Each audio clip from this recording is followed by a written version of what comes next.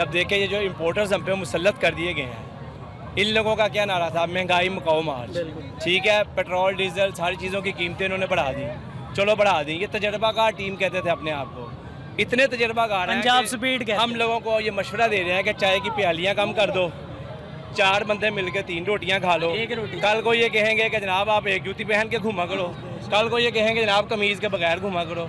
ये कोई तरीक़ेकार है? इनको शर्म आनी चाहिए, इन लोगों को शर्म ही नहीं है। बस बात इतनी सी है कि ये इम्पोर्टर्स हम पे मुसल्लत कर दिए गए हैं और हम भी इंशाल्लाह इमरान खान के साथ हैं आखिरी दम तक।